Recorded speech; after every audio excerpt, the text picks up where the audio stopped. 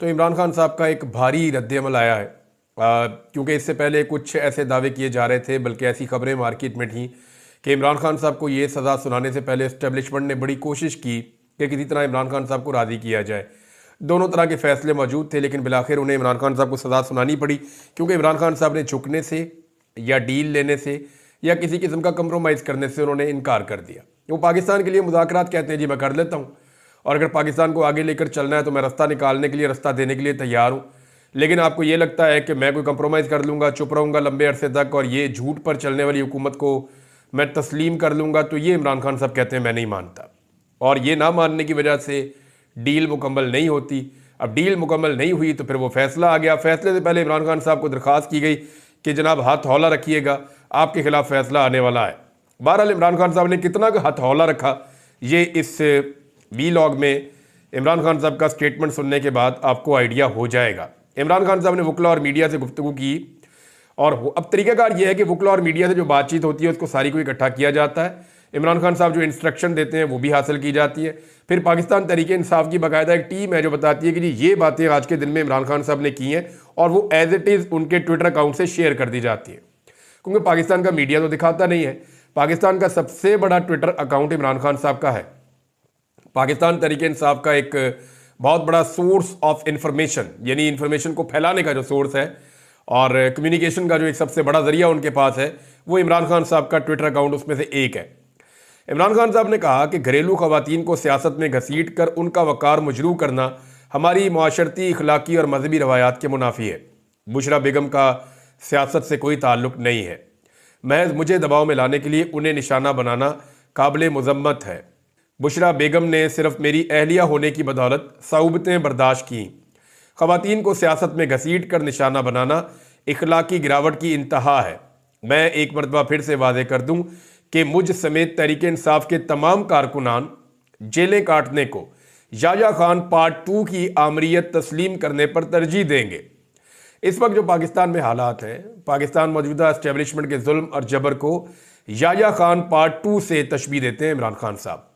मैं हकीकी आज़ादी की जद्दोजहद पर कोई समझौता नहीं करूँगा, चाहे ये मुझ पर कितना ही दबाव बढ़ाएं।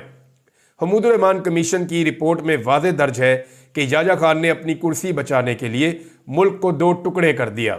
आज भी याया खान 2 यही खेल खेल रहा है। जमहूरियत के नाम पर पसे पर्दा आमरीत में पाकिस्तान में इंसानी हुकूक पामाल है। मिलिट्री हिरासत में कैद अफराद पर बदतरीन जहनी और जिस्मानी तशद्दुद किया गया, और अब भी ज़ेर हिरासत अफराद से किसी को मिलने की इजाज़त नहीं है, जो कि इंसानी हुकूक और आइन के सख्त मुनाफी है। हमारे कारकुनान और सपोर्टरान के घरों पर सिर्फ पंजाब में 1 लाख से जायद की तादाद में छापे मारे गए हैं। 1 लाख, यानी तौबा है। वैसे जो तबाही फेरी है एस्टेब्लिशमेंट ने और पुलिस के ज़रिए से, दीगर एजेंसियों के ज़रिए से, दीगर महकमों के ज़रिए से जो तबाही फेरी है पाकिस्तान की एस्टेब्लिशमेंट ने, इसकी तारीख में कोई मिसाल नहीं मिलती। इमरान खान साहब कहते हैं कि 1 लाख से जायद की तादाद में छापे मारे गए हैं। हज़ारों बेगुनाह कारकुनान को गिरफ्तार किया गया है। औरतों और बच्चों को भी नहीं बख्शा गया। इसके बावजूद तहरीक इंसाफ अपनी जगह पर कायम है। उसूलों और नज़रियात पर समझौता वो करते हैं जो खौफ के साए तले रहते हैं। मुझे अल्लाह की ज़ात के सिवा किसी चीज़ का खौफ नहीं है। ईमान की ताकत इंसान को झुकने नहीं देती। झुकते सिर्फ वो लोग हैं जिनमें ईमान की कमी हो। दुनिया के अजीम तरीन लीडर हज़रत मोहम्मद सल्लल्लाहु अलैहि वसल्लम ने अपनी हयात मुबारका से हमें अमलन ये सबक दिया है कि जिस कदर ही मसाइब और मुश्किलात क्यों ना आ जाएं, हक और अपने मकसद की तरवीज के लिए डट जाना चाहिए और गैर अल्लाह के सामने सर नहीं झुकाना चाहिए। तहरीक इंसाफ की जद्दोजहद का मकसद जमहूरियत की सरबुलंदी, आइन और कानून की हुक्मरानी, आज़ाद अदलिया और मीडिया और बुनियादी शहरी हुकूक का तहफ़्फ़ुज़ है, और हम इसमें कामयाब होंगे क्योंकि यही हक है। मैं आखिरी सांस तक इसके लिए जद्दोजहद करूँगा। मेरी कौम ने भी पीछे नहीं हटना। अलकादर ट्रस्ट ना तो बिलावल हाउस है और ना ही एवन फील्ड हाउस है। ये तलबा को सीरत नबी सल्लल्लाहु अलैहि वसल्लम से रोशनास करवाने की एक दरसगाह है। साफ नजर आता है कि मलिक रियाज को यहाँ पर धमकाया गया, जिसके पेश नज़र उनके बेटे ने लंदन में 9 अरब की प्रॉपर्टी 18 अरब में खरीदी। प्रोसिक्यूशन आज तक ये साबित नहीं कर सकी कि यमनी लॉन्ड्रिंग है, जबकि मेरे और मेरी अहलिया पर फर्द जुर्म आयद की गई। जिन्होंने 1 रुपए का माली फ़ायदा नहीं लिया, अगर मुझ पर पब्लिक ऑफिस होल्डर होने की बिना पर इल्जाम लगाया गया तो बुशरा बीबी जो एक घरेलू खातून है उन्हें किसकी ईमा पर मुजरिम करार दिया गया। इस फैसले का एक और मजायका खेज पहलू यह है कि अलकादर यूनिवर्सिटी को हुकूमती तहवील में ले लिया गया। क्या फरमाइशी अहमकों के इस टोले को यह भी नहीं पता कि यह हुकूमती प्रॉपर्टी नहीं है? ट्रस्ट की एक प्रॉपर्टी को हुकूमत किस कानून के तहत अपनी तहवील में ले सकती है? नाम निहाद बंद लफाफे को हुकूमत और तहकीकाती इदारे खोल सकते हैं। इसे खोलें, इसमें क्या लिखा है अवाम को बताएं ताकि दूध का दूध और पानी का पानी हो सके। लेकिन जब मुकदमे का मकसद महज प्रोपेगेंडा करके सुबह शाम झूठ बोलना हो तो कोई चीज पब्लिक नहीं हो सकती। 8 फरवरी को पूरे मुल्क में यौम स्याह मनाएंगे। इस दिन पाकिस्तानी अवाम के मैंडेट के साथ बुरी तरह खिलवाड़ किया गया। अवाम के मैंडेट पर डाका मारकर फॉर्म 47 की जाली हुकूमत मुसल्लत कर दी गई। इस हवाले से अली अमीन गंडापुर को हदायत करता हूं कि 8 फरवरी को पूरे खैबर पख्तूनख्वा से काफिले पेशावर में जमा होकर एहतजाज करें। अपनी वकला बरादरी बशमूल इंसाफ लॉयर फोरम और दीगर विंग्स को भी इस दिन भरपूर एहतजाज की हदायत देता हूं। तमाम सूबों के अरकान असम्बली और पार्टी अहदेदारान के साथ साथ हर मकतबा फिक्र के लोग जमहूर की तौहीन के इस दिन को हम यौम स्याह के तौर पर भरपूर तरीके से मनाएंगे। जुडिशल कमीशन के क्याम का एक जायज मुतालबा हम कर रहे हैं। शफाफ जुडिशल कमीशन का क्याम हुकूमत इसलिए नहीं चाहती क्योंकि वो 9 मई और 26 नवंबर में खुद मुलव्वस है। जब तक इन वाकयात के मुजरिमान को सजा नहीं मिल जाती मुल्क में इस्तेहकाम आना नामुमकिन है। ये जी इमरान खान साहब का स्टेटमेंट है। इस स्टेटमेंट को आप सुने और समझे तो आपको आइडिया हो जाएगा कि इमरान खान अपने मौक़िफ़ से 1 इंच भी पीछे नहीं जा रहा। सिंपल है ना। इमरान खान ने कहा था या तो बहादुर शाह जफर बन जाओ, या इमरान खान ने कहा था कि टीपू सुल्तान बन जाओ। तो इमरान खान ने कहा था मैं तो टीपू सुल्तान का रास्ता चुनूंगा। अब इमरान खान साहब ने टीपू सुल्तान बनने का फैसला किया है और वो डट कर खड़े हैं, एक कदम भी पीछे नहीं हट रहे। इमरान खान के खिलाफ फैसला है तो रावलपिंडी की आवाम सड़कों पर निकल आई है। उन्होंने एक बड़ी रैली निकाली, लोगों ने एहतजाज किया। ये लोग खुद अपनी ताकत अपने जोर पे निकले हैं। पंजाब में बहुत सारे शहरों में इमरान खान साहब ने क्लीन स्वीप किया है, वो बड़े तगड़े हैं। लाहौर में इमरान खान साहब, बहुत सारे जनूबी पंजाब के शहर हैं वहाँ बहुत तगड़े हैं, मियाँ वाली में और जो सॉल्ट रेंज है वहाँ पे इमरान खान साहब की बड़ी ताकत है। लेकिन इसके बावजूद रावलपिंडी ने एक मिसाल कायम की है। रावलपिंडी बार बार निकलता है और लाहौर भी बार बार निकलता है, लेकिन रावलपिंडी के लोगों ने इमरान खान साहब के लिए जितनी कुर्बानियाँ दी हैं वो बहुत कम ऐसा दिखाई देता है। बहुत सारे लोगों के सर फटे, बहुत सारे लोगों को चोटें लगी, बेशुमार लोग जख्मी हुए सिक्योरिटी फोर्सेस से लड़ाई के नतीजे में। लेकिन इसके बावजूद रावलपिंडी के लोग झुके नहीं, बल्कि सारा सारा दिन वो मुकाबला करते रहे हैं। अब ओवरसीज पाकिस्तानियों की जानिब से एक और कॉल दी गई है। लंदन में प्रोटेस्ट का अनाउंसमेंट किया गया जो 19 तारीख को यानी आज के दिन 19 जनवरी 2025 को 10 डाउनिंग स्ट्रीट के बाहर लंदन में ये एहतजाज की कॉल दी गई है ओवरसीज पाकिस्तानियों की जानिब से कि इमरान खान साहब के ऊपर जो झूठा मुकदमा बनाया गया और उनका जो फैसला सुनाया गया 14 साल सजा का, उसके खिलाफ ओवरसीज पाकिस्तानी अब एहतजाज करेंगे। एक खबर और नाज़रीन, और ये खबर है कि ये खबर वैसे टेलीग्राफ ने भी इसके ऊपर एक आर्टिकल छापा है और वो ये कहते हैं कि अब सूरत हाल जो है वो एक और तरफ जाएगी। टेलीग्राफ का ये कहना है, बरतानवी अखबार है, कि इमरान खान का जो सज़ा उन्हें दी गई है कैद के अंदर ही, इससे क्लैश पैदा हो जाएगा डोनाल्ड ट्रंप की एडमिनिस्ट्रेशन और पाकिस्तान के बीच में। वो ये कह रहे हैं जो पाकिस्तान ने किया, क्योंकि इससे पहले देखिए मैं आपको ये खबर दे चुका हूं और मैं इस खबर के साथ खड़ा हूं कि ओवरसीज पाकिस्तानियों ने जब राब्ता किया तो डोनाल्ड ट्रंप जूनियर, जो डोनाल्ड ट्रंप का बेटा है, उसने उन्हें बताया कि हमने पाकिस्तान की हुकूमत को बड़ा स्ट्रॉन्ग मैसेज दे दिया है कि जुल्म और बर्बरियत बंद की जाए और आप चंद हफ्तों में चीज़ें तब्दील होती हुई देखेंगे। अब ये वहाँ से दावा आया, ओवरसीज पाकिस्तानियों ने मुझे ये बात बताई। अब मैंने इस बात को रिपोर्ट किया है और मैंने दोबारा उनसे पूछा, उन्होंने कहा जी बिल्कुल वो अपनी बात पे खड़े हैं। वो कह रहे हैं जी आप देखेंगे चीज़ें तब्दील होंगी, ये एस्टेब्लिशमेंट पाकिस्तान की या तो हमारे साथ लड़ाई करेगी तो या फिर ये पाकिस्तान में इंसानी हकूक़ की पामालियाँ बंद करेगी। अब जिस तरह की इमरान खान साहब को सजा दी गई है, ये तो इंसानी हकूक़ की बदतरीन पामाली है और ये एक सियासी नौयत का मुकदमा है। सब जानते हैं उसे पॉलिटिकली विक्टिमाइज किया जा रहा है इमरान खान साहब को। और अब क्या अमेरिका की नई इस्टेब्लिशमेंट के साथ या नई इंतजामिया के साथ पाकिस्तान की हुकूमत और इस्टेब्लिशमेंट एक कन्फ्लिक्ट में या एक तसादुम में जाना चाहती है? तो मुझे नहीं लगता कि ये इतना बड़ा रिस्क लेंगे, लेकिन हो सकता है कि ये इतना बड़ा रिस्क ले लें क्योंकि इस्टेब्लिशमेंट ये समझती है कि अमेरिकन इंतजामिया हमें उतना नहीं मारेगी, अगर मारेगी तो पाकिस्तान का नुकसान होगा। लेकिन अगर इमरान खान को हमने छोड़ दिया बगैर किसी डील के तो उससे एस्टेब्लिशमेंट की मिथ टूट जाएगी, उनका रोब खत्म हो जाएगा। फिर जो भी उठेगा उठ के एस्टेब्लिशमेंट को जो है वो मंदिर का घंटा बना देगा, जो उठेगा उठ के इनकी क्लास ले लिया करेगा और फिर इनकी वक़्त खत्म हो जाएगी। इनका जो पूरा एक अजारादारी है 70 साल से, वो पाकिस्तान में नहीं रहेगी। अब कुछ लोगों ने पासेस हासिल किए थे और लेकिन जो पाकिस्तान से बंदे जा रहे हैं ना, बिलावल वगैरह का कह रहे हैं, तो ये कोई अमेरिका की स्टेट गेस्ट नहीं है, ये तो पैसे देकर कोई भी पासेस ले सकता है। मुझे जो अमेरिका में मौजूद पाकिस्तानी उन्होंने कंफर्म किया जी कि इसकी जो कीमत है वो $25,000 से लेकर $2 मिलियन तक है, यानी $20 लाख तक है।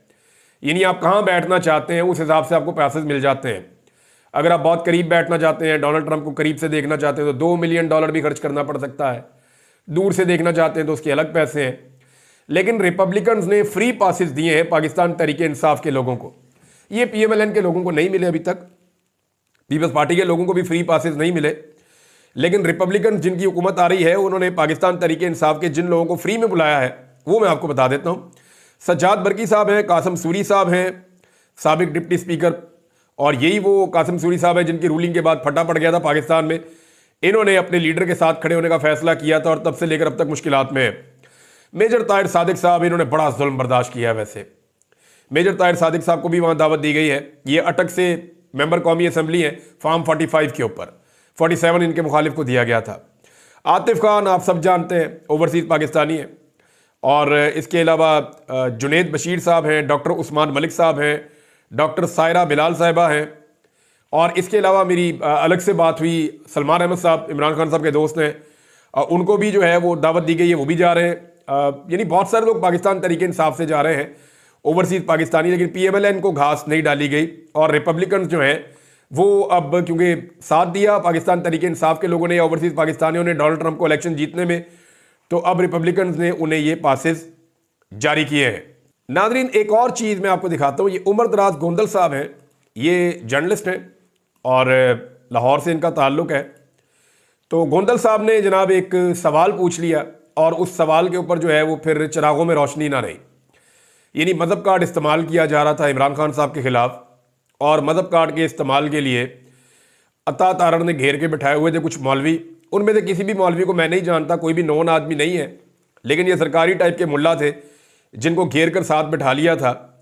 तो वहाँ पे उमर दराज गोंदल साहब खड़े हुए, सवालात की बारी आई, तो उन्होंने पूछा कि जनाब मलिक रियाज किधर है इस सारे केस के अंदर, आप उसका नाम क्यों नहीं लेते, आप इमरान खान का क्यों लेते हैं? फैसला तो काबीना का था, तो आप काबीना का नाम क्यों नहीं लेते, खाली इमरान खान का क्यों लेते हैं, अकेले को आप क्यों निशाना बनाते हैं?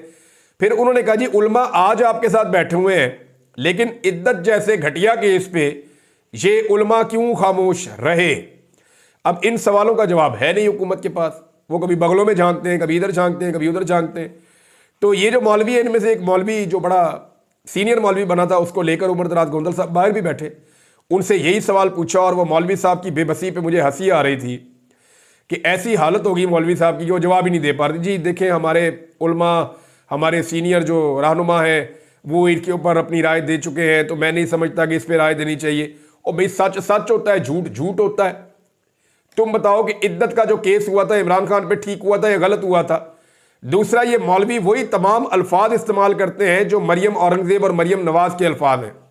वैसे तो DGISPR ने भी ऐसे ही अल्फाज इस्तेमाल किए। मुझे हैरत हो रही है कि नून लीग की घटिया और गंदी जुबान अब इदारे भी इस्तेमाल करते हैं और मौलवी भी इस्तेमाल करते हैं। वैसे ये मौलवी तो है नहीं, दरबारी मौलवी हैं, इनको तो जनाब जो मर्जी काबू कर लेता है। हसनैन ने एक और कारनामा किया नादरीन, ऐसा लगता है कि हसनैन ने मरियम नवाज साहबा का जो है ये पूरा प्रोग्राम वारने का जो है वो मनसूबा बना लिया है। अब मरियम नवाज जिधर भी जाती हैं वहाँ से वो इन्फॉर्मेशन इकट्ठी करता है और बताता है कि जनाब ये जो इस तालीमी इदारे में गई हैं, जिन लोगों से इन्होंने बातचीत की, ये लोग इस तालीमी इदारे के थे ही नहीं। ये सरकारी मुलाजम इधर से उठाया, इसको वहाँ से उठाया, ये लड़की वहाँ से बुलवाई, ये लड़की उसकी कज़न है, और सारा पोल खोल कर रख दिया हसनैन ने। मरियम नवाज के सारे ड्रामे, सारी एक्टिंग, सारी टिकटॉकिंग, सारे जो है वो स्लोमोज, वो सारे वाड़ के रख दिए। अब एक और चीज़ भी उन्होंने बेनकाब कर दी। अब जनाब हसनैन साहब दिखा रहे हैं ये एक और वीडियो। इस वीडियो के अंदर एक बंदा है और वो बंदा तलबा को बता रहा है कि आपने क्या क्या बातें करनी है और क्या क्या बातें नहीं करनी जब मरियम नवाज साहब आएंगी। तो यानी आप अंदाज़ा करें कि पहले ब्रीफिंग दी जाती है कि तू इस तरह जाएगी, ऐसे मरियम नवाज तेरी तरफ हाथ करेगी, तू भाग के उसको मिलेगी और वो फिर तेरी बोसा लेगी या तुझे प्यार करेगी, फिर तेरे से सवाल करेगी ये वाला, तूने ये वाला, जो सारा ही स्क्रिप्टेड है। ये टोटल ड्रामा चल रहा है। आप अंदाजा करें कि इमरान खान का मुकाबला करने के लिए ये खानदान ज़हनी मरीज बन गया, बेचारा ज़हनी मरीज बन गया और शोधेपन पे उतर आए जो हरकतें ये कर रहे हैं।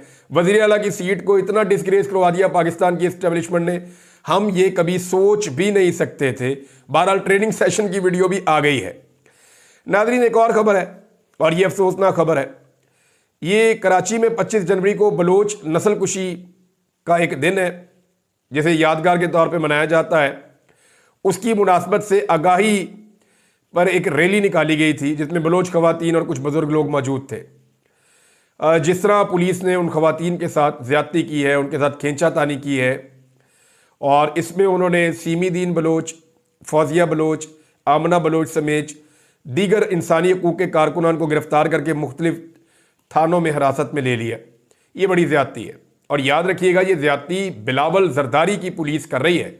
बिलावल जरदारी जो जमहूरियत का चैम्पियन बना फिरता है, उसे चंद औरतें एहतजाज करती हुई या आगाही मुहिम फैलाती हुई बर्दाश्त नहीं होती बिलावल से। आप अंदाज़ा करें, चंद औरतें अपना जमहूरी और आईनी हक इस्तेमाल करते हुए, कानून के दायरे में रहते हुए सिर्फ आगाही फैलाने की कोशिश कर रही हैं कि इसी मुल्क के रहने वाले बलोच किस मुश्किल में है या उन्हें क्या प्रॉब्लम्स हैं। वो जब अपनी प्रॉब्लम बताना चाहती हैं तो बिलावल पुलिस भिजवाकर औरतों को बंदों से हैंडल करवाता है और किस तरह ज़बरदस्ती उनको उठवाता है। ये वो बिलावल है जिसने मरीम नवाज का सिर्फ दरवाज़ा टूटने पे कि कैप्टन सफदर को पकड़ना है क्योंकि वो कायदे आज़म मोहम्मद अली जिन्ना रहमतुल्लाह अलैह के मज़ार पे जाके भंगड़े डाल के आया था, नाच नाच के आया था। तो इस बिलावल ने बेगैरत के नारे लगाए थे खड़े होकर कौमी असम्बली में कि कितने बेगैरत हो आप। और अब ये बिलावल जो है ये औरतों को अगवा करवा रहा है, गिरफ्तार करवा रहा है, उनको उठवा रहा है। ये ब्रूट मेजॉरिटी की बात करता है, ये डंडे वाली जमहूरियत की बात करता है। इसे गैरत नहीं आती? क्या ये अपने आप को बेगैरत समझता है या नहीं समझता? सवाल तो ये बिलावल